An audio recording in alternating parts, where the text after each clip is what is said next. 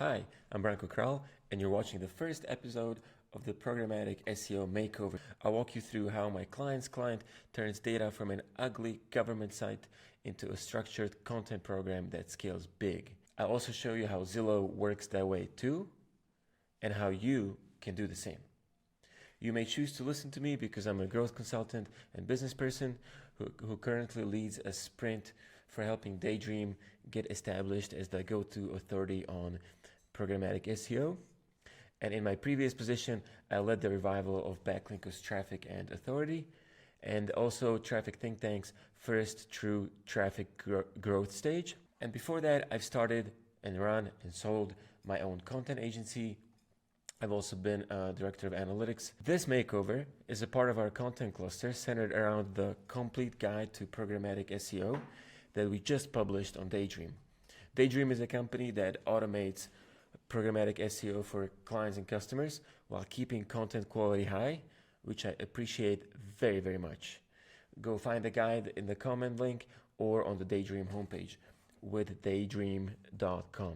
As Jamie Indigo wrote in her newsletter Rich Snippets, the wittiest and helpfulest SEO newsletter I've read is the only programmatic SEO guide you'll ever need. Super grateful for that praise. So here we go. Take this page. This is an ugly government page. By looking at it, I'm thinking, what on earth? What are they saying? I know who this is. I know what it's about. I'm supposed to use this as my go-to source of information for a security threat. But really, where do I find what I need to know? Why do my eyes hurt already? Why are there elements on this page that don't help much? As you scroll through this, why do I have to parse out information? Why isn't the information just laid out to me so I can get it quickly? SEOs come to the rescue, namely the ones at Twingate who work with Daydream to scale growth through programmatic. Twingate has a page on the same thing, on the same cybersecurity thread. But look at how it's structured so well. The intro is really short. It feels like a blog article.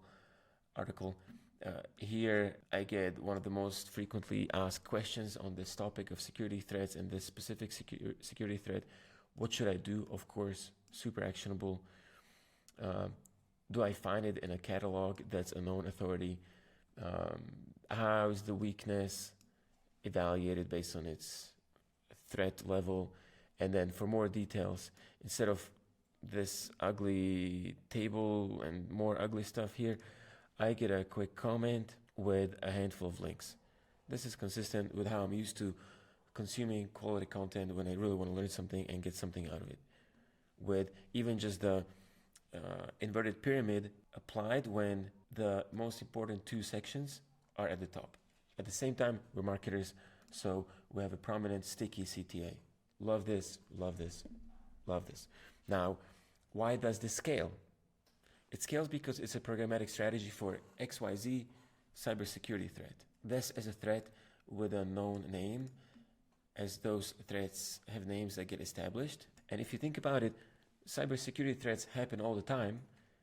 And by doing this, Twingate has an infinite well of search demand opportunity that they can cater to.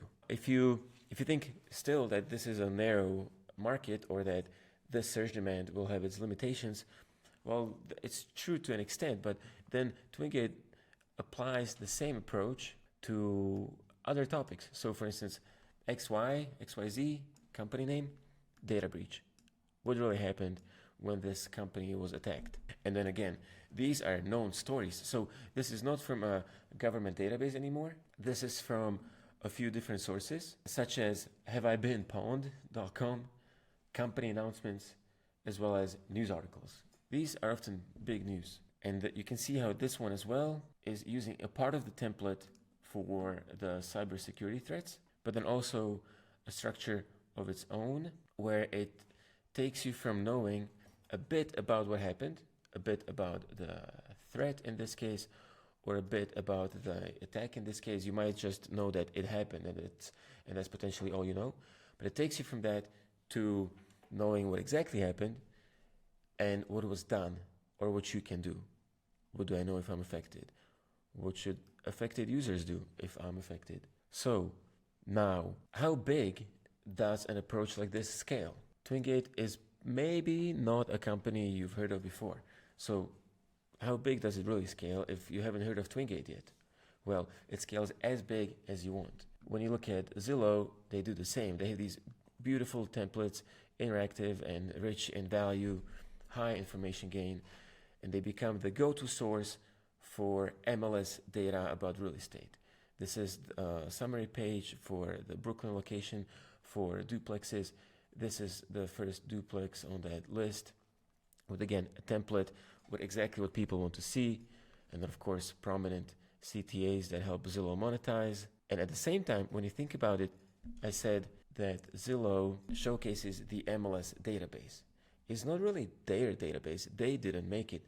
It's the MLS. It's a part of real estate regulations in the US. And before Zillow made it into what you're looking at now, or while they were launching this kind of a system, kudos Matt Bowers, one of the contributors to our PSEO guide, they were actually worried about how they would upset all those realtors with the old mindset in which they thought the MLS data would stay behind the wall. And then Zillow came in and made it public and made it structured and made it accessible. And now my bet is on that more people know what Zillow is than what the MLS is. I feel like you really have to get into the real estate buying process to start hearing the word MLS, but I keep seeing listings from Zillow all over everywhere. So, thanks for watching. Talk to me if you want to start with programmatic, or if you want to scale your programmatic that you've started already, or even better, go read the guide. We're super proud of how well the community has received it. Thank you very much.